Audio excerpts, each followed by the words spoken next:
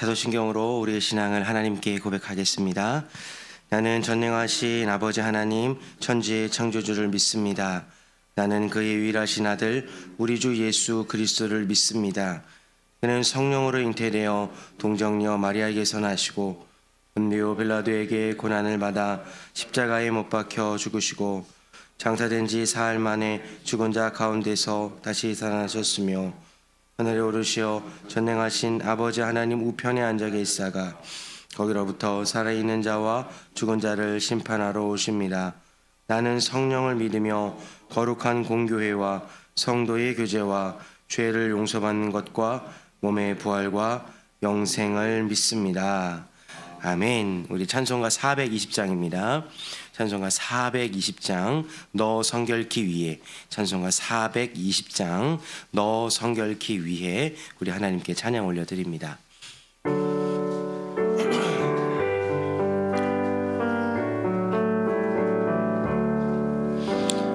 너 성결케 위해 늘 기도하며 너 주 안에 있어 늘 성경 보고 온 형제들 함께 줄 사귀면서 일하기 전마다 너 기도하라.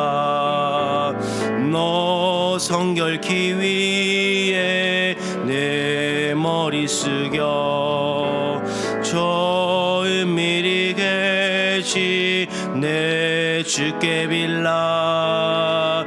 주 사귀어 살며 주 닮으리니 널 보는 이마다 주 생각하리.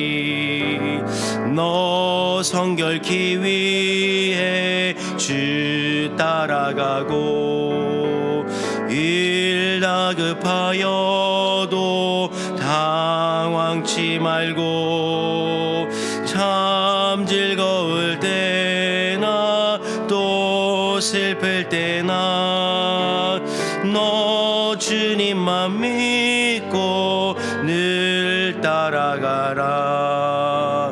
너 성결케 위해 늘 기도하며 내 소원을 주께 다 맡기어라. 너 성령을 받아 주 섬겨 살면 저 천국에 가서 더 잘 섬기리. 아멘. 오늘 우리에게 주시는 하나님의 말씀은 마가복음 11장 11절에서 19절까지 말씀입니다. 마가복음 11장 11절에서 19절까지 말씀입니다. 오늘 우리에게 주시는 하나님의 말씀 마가복음 11장 11절에서 19절을 저와 여러분이 한 절씩 교독하고 마지막 19절은 함께 읽겠습니다. 예수께서 예루살렘에 이르러 성전에 들어가사 모든 것을 둘러보시고 때가 이미 저물매 12 제자를 데리시고 베다니에 가시니라. 이튿날 그들이 베다니에서 나왔을 때에 예수께서 시장하신지라. 멀리서 잎사귀 있는 한 무화과 나무를 보시고 혹시 그 나무에 무엇이 있을까 하여 가셨더니 가서 보신즉 잎사귀 외에 아무것도 없더라. 이는 무화과의 때가 아님이라. 예수께서 나무에게 말씀하여 이르시되 이제부터 영원토록 사람이 내게서 열매를 따먹지 못하리라 하시니 제자들이 이를 듣더라. 그들이 예루살렘에 들어가니라. 예수께서 성전에 들어가사 성전 안에서 매매하는 자들을 내쫓으시며 돈 바꾸는 자들의 상과 비둘기 파는 자들의 의자를 둘러 엎으시며 아무나 물건을 가지고 성전 안으로 지나다님을 허락하지 아니하시고 이에 가르쳐 이르시되 기록된 바 내 집은 만민이 기도하는 집이라 칭함을 받으리라 하지 아니하였느냐. 너희는 강도의 소굴을 만들었도다 하시매 대제사장들과 서기관들이 듣고 예수를 어떻게 죽일까 하고 꾀하니 이는 무리가 다 그의 교훈을 놀랍게 여김으로 그를 두려워함일러라. 함께 읽겠습니다. 그리고 날이 저물매 그들이 성 밖으로 나가더라. 아멘. 아멘. 기도하겠습니다. 좋으신 아버지 하나님, 은혜를 감사합니다. 지난 간밤에도 저희들을 주님 품 안에서 편히 쉬게 해주시고 또 이 새벽에도 저희들을 주 앞에 불러주심을 감사합니다. 물을 떠난 고기가 살 수 없음과 같이 저희가 주의 은혜가 없이는 한순간도 살 수 없음을 고백합니다. 이 새벽에도 말씀과 기도 가운데 저희들을 만나주시며 주의 성령으로 충만케 하여 주옵소서. 오늘 한날도 주님과 더불어 동행하고 주를 기쁘시게 하는 한날 되게 하여 주옵소서. 주님께 감사의 예물과 또 1,000번째 예물, 또 11조 성교, 또 구역 예물을 드립니다. 하나님 아버지, 믿음으로 순종으로 감사로 드리는 예물을 주님이 기뻐 받으시고 약속하신 하늘의 복과 땅의 복으로 충만하게 채워 주옵소서. 주의 은혜로 종의 가정들을 형통케 해주시며 그 자녀들을 축복하여 주옵소서. 예수님의 이름으로 축복하며 기도하옵나이다. 아멘. 이 새벽에도 주의 은혜와 축복이 함께 하시기를 축원합니다. 이제 오늘 말씀에는 이제 예수님께서 이제 첫날을 지내시고 난 다음에 성전에서 두 번째 날 사건을 거기에 기록하고 있습니다. 먼저 이제 11절 보시면 이제 어제랑 연결되는 종료 주일날 예루살렘에 입성하신 첫날 일정을 얘기하고 있죠. 예수께서 예루살렘에 이르러 성전에 들어가사 모든 것을 둘러보시고 난 다음에 그 다음에 다시 베다니로 나오십니다. 이제 요번에도 이제 저희 성지순례 저희 교회에서 갔을 때에도 초막절이었어요. 그래가지고 그 성전에 온 그 이제 예루살렘 사람들이 엄청 많아가지고 저희가 예루살렘에 들어갈 때 굉장히 번잡했습니다.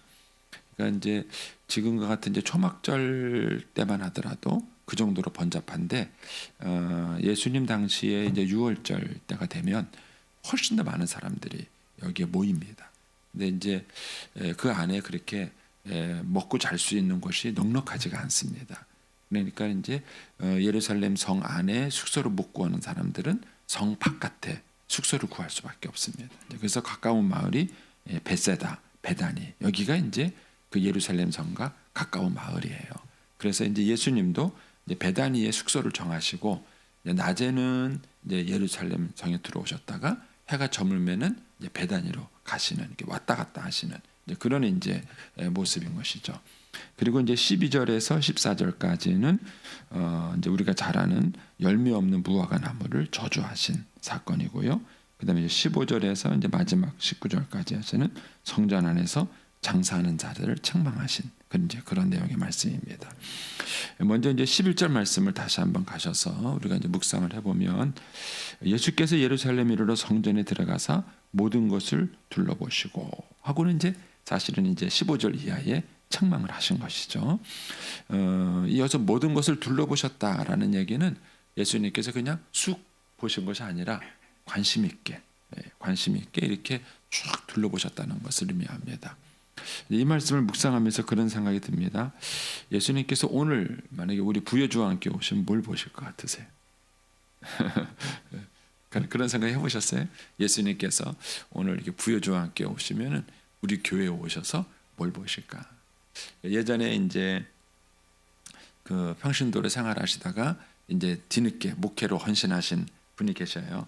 근데 이제 그분이 이제 그 회사에서 일할 때 영국에 아마 이제 지사에 파견돼 가지고 오랫동안 이제 근무하시다가 이렇게 오셨나 봐요. 그러다 보니까는 이제 뭐 이런 도구, 그릇 같은 것들을 영국제를 많이 사온 거예요. 영국이나 프랑스가 이렇게 저는 잘 모르겠는데 그릇이 이쁘대매요. 그릇이 이쁘고 비싸대요. 제가 이제 그 유럽에 갔을 때 어느 궁전인가 들어가 가지고 봤는데 그 궁전 안에서 쓰는 이렇게 여왕이 썼다는 그릇을 전시해 놨어요. 근데 한 층이 다 그릇이에요. 뭐 찻잔이니 뭐 이런 것들을 뭐 하려는 그릇이니 뭐 하나가 뭐 얼마나 그렇게 많이 있는지. 그래서 이제 옛날에는 뭐 그런 것들을 굉장히 부러워했잖아요. 요즘 우리나라 그릇이 훨씬 좋아요. 우리나라 그릇이 훨씬 좋은데 부러워했습니다. 근데 이제 그분이 이제 그렇게 하시다가 하나님께 부름 받아서 목회사가 된 거예요. 목사가 돼가지고 이제 이렇게 목회를 하게 됐는데 교인들이 이제 집에 놀러 오면은 옛날에 살린 사람 갖고 목사 됐다고 바꾸겠어요? 그들을 쓰겠죠. 근데 오면요 다 그릇을 뒤집어 본대. 사람들이 이렇게 그릇을 자꾸 뒤집어 본대. 그래서 아유 이거 뭐 영국제 거네, 막 이거 뭐 어디 거네 이렇게 얘기를 한대요. 사모님이 하도 꼴보기 싫어가지고 그게 다 줘버렸대요. 다시는 자기 집에 와서 그릇을 뒤집어 보지 않게 해가지고 그냥 오면 이거 이쁘네 그러면 줬대요. 가져가라고 주고 그리고 이제 한국에 와서 좀 평범한 그릇을 사서 썼다 그래요. 예수님이 오시면 그릇을 볼까요? 예수님이 우리 부요종과 함께 오시면 그릇을 볼까? 뭘 볼 거라고 생각하세요? 뭘 봐요? 건물을 보실까요? 예수님이 이 교회에 오시면 뭘 보실까? 저는 또 이제 이런 생각도 해봐요. 만약에 예수님께서 우리 집에 오시면, 우리 가정에 오시면 대체 우리 집에서 뭘 보실 것 같으세요? 저는 이제 목사기 때문에 이제 집에 가면 저하고 아내하고 보는 게 달라요. 그래서 이제 갔다 오면 아내가 여보 그거 봤어? 그러면 몰라요. 저는 뭐 가구니 뭐니 이런 데는 전 별 관심이 없습니다. 근데 그런 거 별 관심 없어 봐서 보고 와도 잘 봤는지 안 봤는지 모르는 거예요. 저는 이제 그 가정이 예수 믿는 가정인가?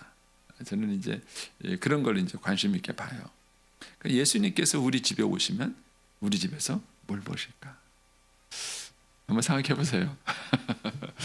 저는 이제 어쨌든 예수님께서 이제 첫날 오셔서 예루살렘 성전을 쫙 둘러보신 거예요. 뭔가 느끼신 게 있겠죠.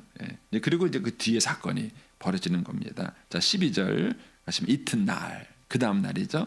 베다니에서 나왔을 때에 왜 나오셨는지 알겠죠? 상상을 해보세요. 이제 예루살렘 둘러보시고 다시 나가셔서 베다니에 가서 주무시고 거기서 다시 옵니다. 나올 때 뭘 보셨냐면은 무화과 나무를 보신 거예요. 이거는 이제 예루살렘 성에서 보신 게 아니에요. 베다니에서 이제 그 예루살렘까지 걸어 보시면 알아요. 근데 요즘 성지순례 가면은 시간이 쫓겨가지고 거길 걷지 않습니다. 이번에도 이제 우리 가신 성지순례 팀들이 그 초막절 행사 때문에 뭐죠 이렇게 그 안에가 엄청 복잡한 거예요. 그래서 원래 차가 그 입구까지 딱 대줘야 되는데 차 댈 데가 없는 거예요. 그래가지고 저 안에다가 대놓고 밑에서부터 걸어왔어요. 많이 걸었어요. 그리고 그날 시험 든 분이 있어요. 너무 힘들다고 많이 걸었는데 그러니까는 예수님 당시에도 그랬던 것이죠. 그래서 아마 이 베다니에서 이제 그 이렇게 오시다 보면은 이제 많은 무화과 나무를 볼 수 있어요. 그러니까 무화과 나무는 이스라엘 백성들에게 이스라엘 나라에서는 거의 가로수 같아요. 가로수 같이 흔히 볼 수 있는 그런 나무입니다. 그러니까 쭉 오시는 곳에 한 무화과 나무를 보신 거죠. 보셨는데 13절에 가면은 잎사귀만 있고 무화과 나무가 없었어요. 왜냐하면은 그때가 아니기 때문에. 그러니까 이 때가 아니라는 얘기에서 이제 무화과라는 게 뭐죠? 그 열매가 먼저 맺히고 그다음에 잎이 나중에 펴요. 그러니까 잎이 무성하니까는 열매가 그 전에 열렸었겠죠. 그럼 다 땄겠죠. 그런데 이제 어쨌든 때가 아닌 것입니다. 때가 아닌데 이제 예수님이 무화과 나무가 없는 걸 보고는 저주하셨어요. 근데 이제 여기 보면 예수님이 이제 이런 말씀이 나오시죠. 거기에 12절에 이튿날 그들이 베다니에서 나왔을 때 예수께서 시장하신지라 그러는데 이 시장하다라는 이 단어의 표현이 예수님이 40일 금식했을 때 줄이신지라 하는 것과 똑같은 단어예요. 그러니까는 예수님이 굉장히 배고프셨나 봐요. 아니 베다니에 있는 사람은 뭐 했나 몰라. 아마 이 집 아줌마도 제가 볼 때는 50대라 가지고 아침밥 해주는 걸 파업하지 않았을까. 저 혼자 사이에요. 또 진짜라고 믿지 마세요.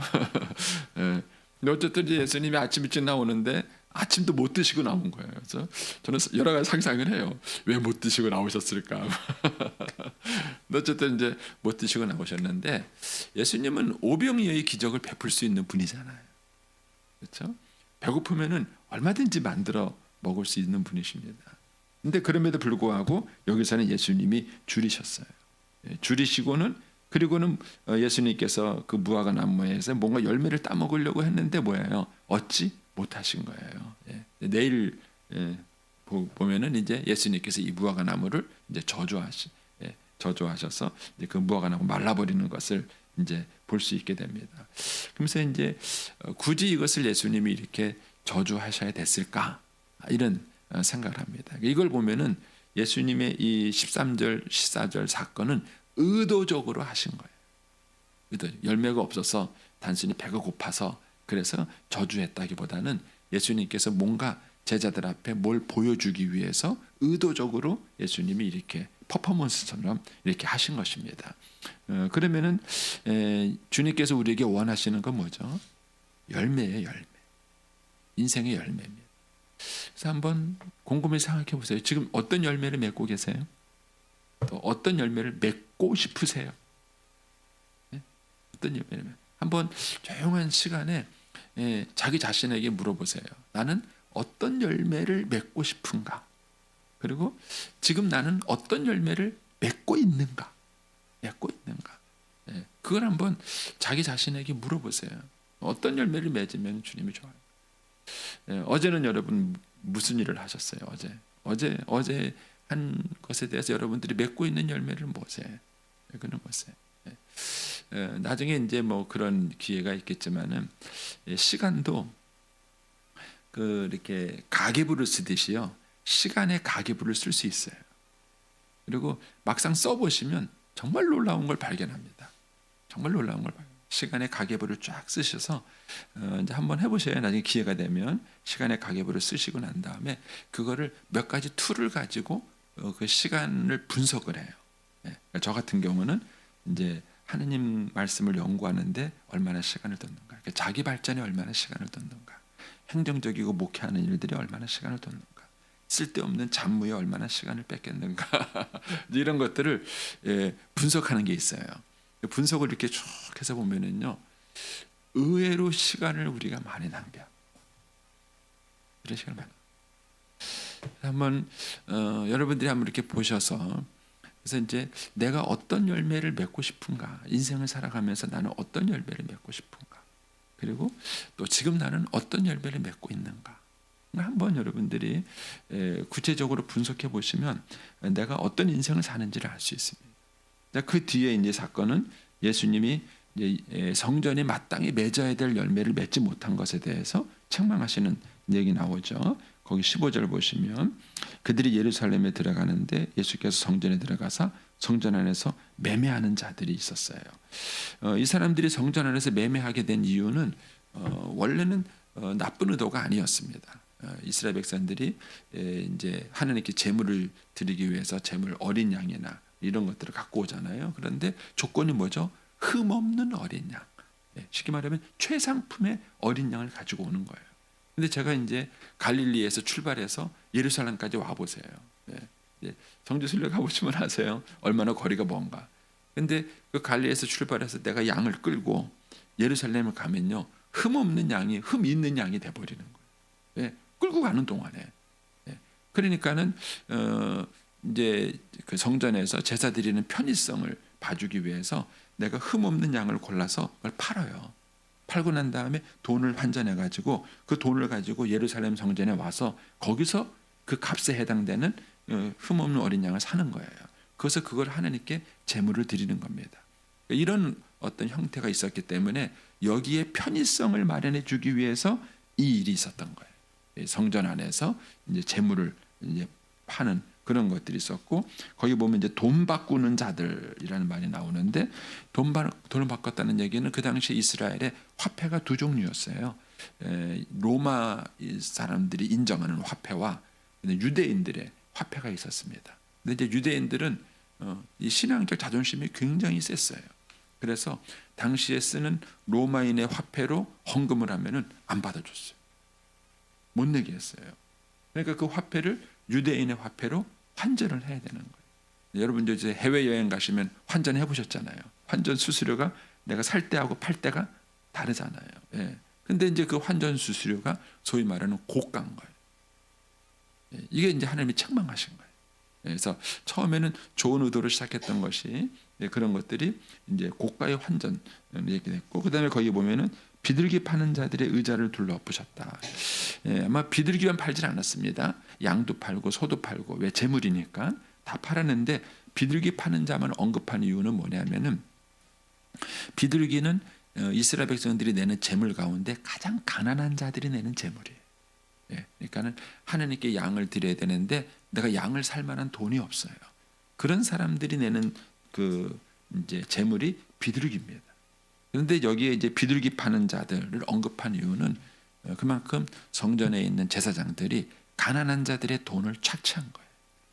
이런 사람들의 돈을 착취해서 그들의 배를 불린 거죠. 이제 이런 것에 대해서 이제 주님이 이제 책망을 이제 하시는 것입니다. 그러면서 17절에 이제 이렇게 말씀하십니다. 이에 가르쳐 이르시되 기록된 바 이렇게 말합니다.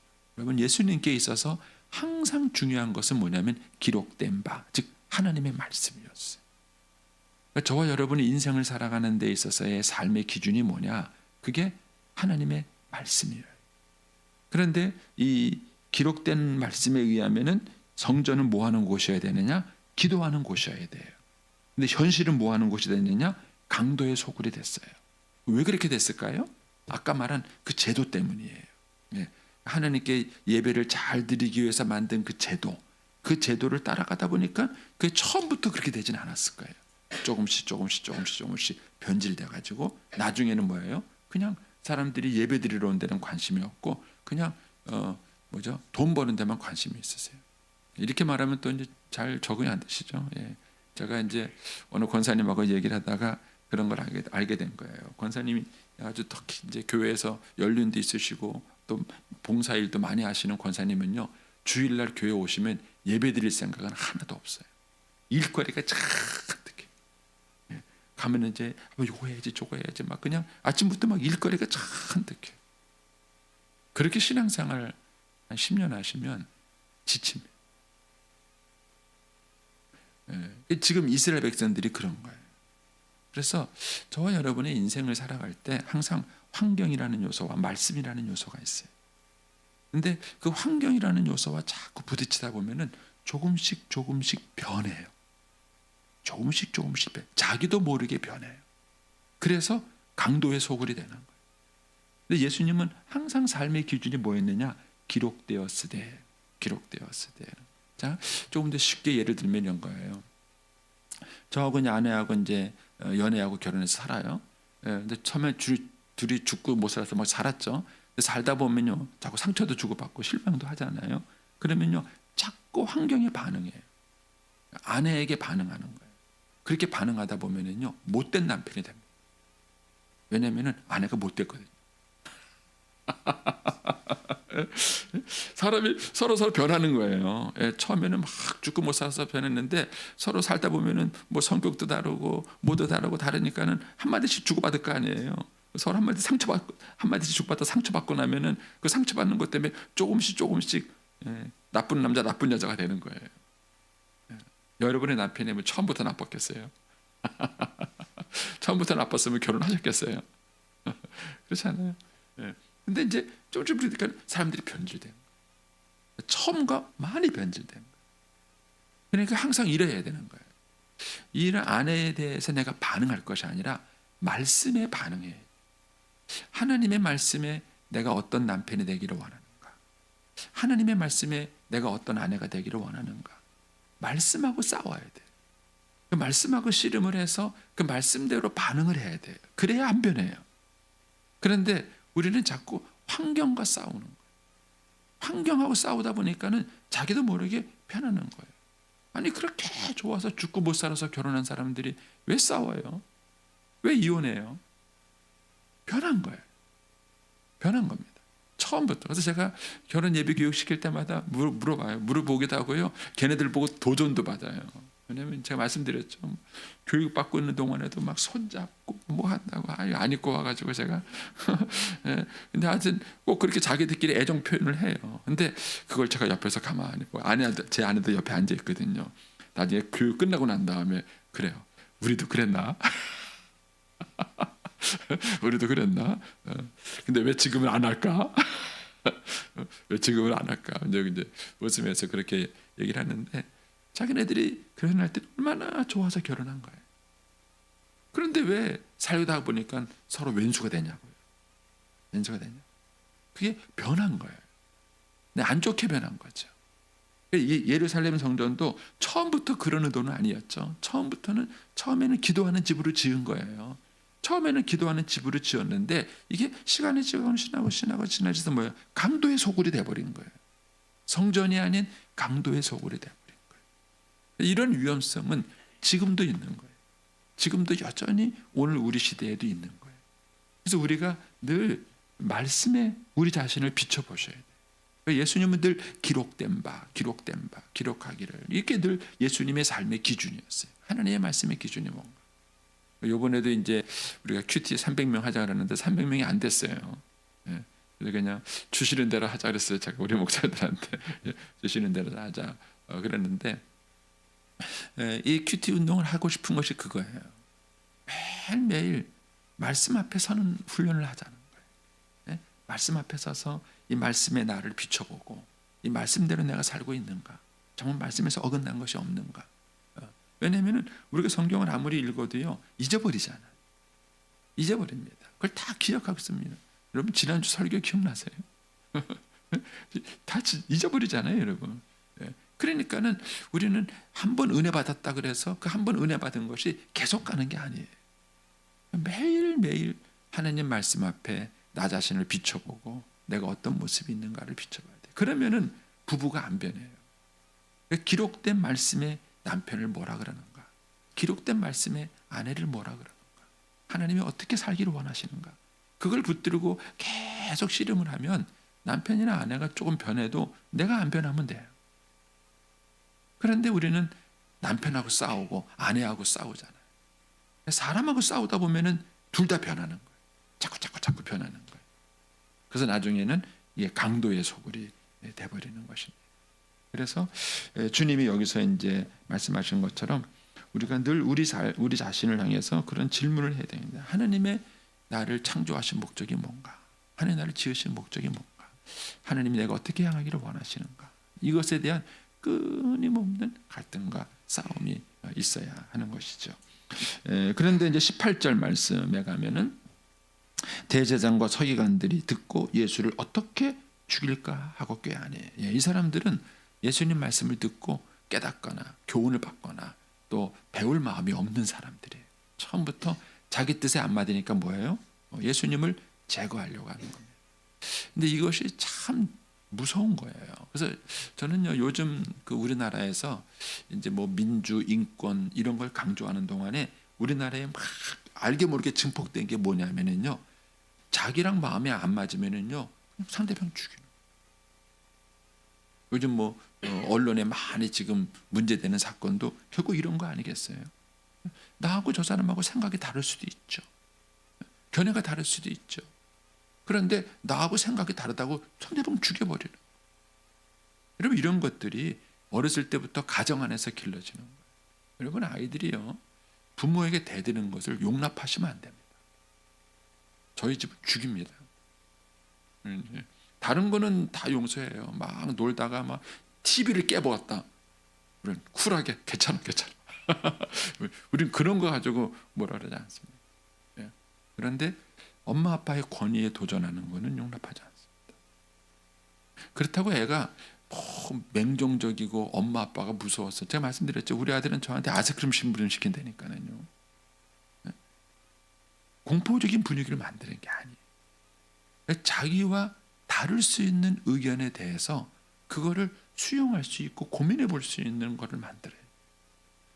그런데 어렸을 때부터 생각해 보세요. 우리 아이가 유치원에서 한 대 맞았다. 바로 전화해서 따지고, 그 애가 어떻게 크겠어요? 그 애가 어떻게 크겠어요? 결국 이 대제사장과 서기관들 같은 사람이 되는 거예요. 자기하고 생각이 다르다 그래서 고민 한 번도 해보지 않고 그런 사람을 죽이려고 그러고 배척하려고 그러고 쫓아내려고 그러는 거예요. 결국 이것이 대제사장과 서기관들을 망가뜨린 거예요. 여러분 대제사장들도 죄인이고요, 세리와 그 창기들도 죄인이에요. 둘 다 똑같은 죄인인데 세리와 창기들은 구원을 받았는데 대제사장들은 구원 못 받았어요. 차이가 뭐예요? 세리와 창기들은 예수님 말씀을 듣고 회개한 거예요. 근데 대제사장과 서기관들은 듣고 예수님을 배척한 거예요. 죽인 것입니다. 그래서 어렸을 때부터 어떤 성품을 길러주느냐 하는 것이 대단히 중요해요. 어렸을 때부터. 그래서 하나님 말씀의 권위 안에 들고 그 권위의 말씀에 순종하고 고민해보는 이런 훈련을 하는 것이 굉장히 중요한 것이죠. 그리고 난 다음에 이들의 진짜 타락한 이유는 뭐냐면 이는 하면서 나옵니다. 이는 하면서 무리가 다 그의 교훈, 예수님의 교훈을 놀랍게 여겼기 때문이다. 즉 이 사람들은 하나님께 관심이 없는 사람이에요. 여론에 관심이 있는 사람. 여론 사람들에게 관심이 있는 것이죠. 하나님이 뭐라고 말씀하시는지에 대해서는 관심이 없는 사람입니다. 이것이 결국은 아까 12절에서 14절에서 나온 열매 없는 무화과 나무처럼 열매 없는 인생을 만든 것입니다. 저와 여러분이 열심히 사시지만은 말씀의 기준이 없으면 세월이 지나고 나면요 다 허무합니다. 남는 게 뭡니까? 그렇게 아내하고 싸우고 그렇게 남편하고 싸워서 이기니까 속이 시원하세요. 행복하세요. 한번 여러분 주변을 둘러보세요. 그렇게 해서 행복한 사람이 있는가? 안 그렇습니다. 그래서 내 인생에 열매 없는 인생, 그런 헛된 인생을 살지 않으려면은 늘 기록된 말씀하고 씨름을 하셔야 됩니다. 그리고 그 말씀 앞에 순종하고 그 말씀에 따라서 내 삶을 늘 조종하는 그런 삶을 살면 저와 여러분이 풍성한 열매를 맺는 인생이 될 것입니다. 오늘 하루도 저와 여러분이 주님의 말씀 안에 사는 한 날이 되시기를 축복합니다. 기도하겠습니다.